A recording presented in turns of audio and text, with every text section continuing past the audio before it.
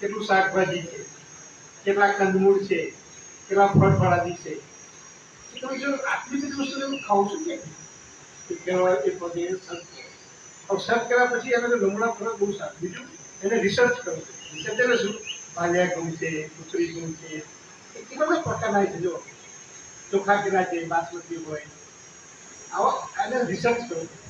એવું શાકભાજીમાં પણ કંદમૂળમાં પણ ફળફળાદીમાં પણ તો તમને ખબર પડે કેરીની કેટલી બધી જાત છે. અને એ કેરી પછી 200 રૂપિયા 100 રૂપિયા કિલો લાવું છું ને, પણ પછી આ છોતરા અને જે ગોપો છે ફેંકી દઉં છું. એ 100 રૂપિયા કિંમત નથી કરતા.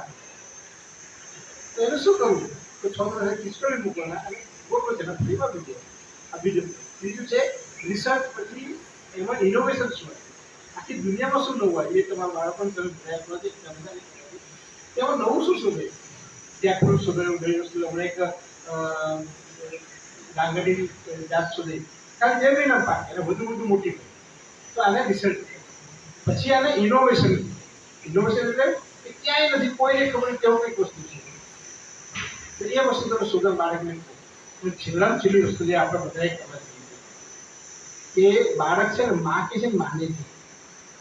આ લાલ રંગનું બાળક તમે પસંદ નથી કરતો, આ પીળો છે એટલે જ કોઈ પ્રોબ્લેમ નહીં. આ તારા પપ્પા બાળક માને છે કે નહીં? આ તારા કાકા મામા માસી કોઈ તો સૌથી વધુ બાળક કોનું માને? માને એટલું જ નહીં, એની પર દ્રઢ વિકસિત છે. તો બાળકને તમે શું આ બધી વાત કરી ને એ તો ખાલી જ્ઞાન છે અને એ ખાલી ડેટા છે. તમારે શું કરવાનું છે કે ગોળ લેવાનો છે, બાળકને આપવાનો છે, તમારે ખાવાનો છે. કે બધા આ કેવો લાગ્યો? તમે ક્યાંક ગળ્યો તો દીકરાને શું લાગશે? ગળ્યો તો નોલેજ. આ બધા વેદોમાંથી આ એક વાત તમે આપો. તો બીજી વાત કરી કે હું મારી પોતાની વાત, બહુ સરસ આ સ્કૂલમાં મને આવીને એટલું આનંદ થાય છે. આજે હું નતો આવ્યો પછી સર જાણીને આવ્યો છું કે આ બાજુનો સ્કૂલ ભણતો, બાજુના વર્ગમાં, પછી આ વર્ગમાં ભણતો અને છેલ્લે ત્યાં 8 ને 10 હજુ મને મારા સાહેબોને યાદ છે કે એક રતુભાઈ અદાણી સાહેબ હતા, સુરેશભાઈ સાહેબ હતા, પછી એક ભાષાને અમને શીખવતા. અને એ ક્લાસમાં મારા સાહેબ ગીત ગાતા ગાતા અંદર આવેલા. અને કેવું ગીત છે?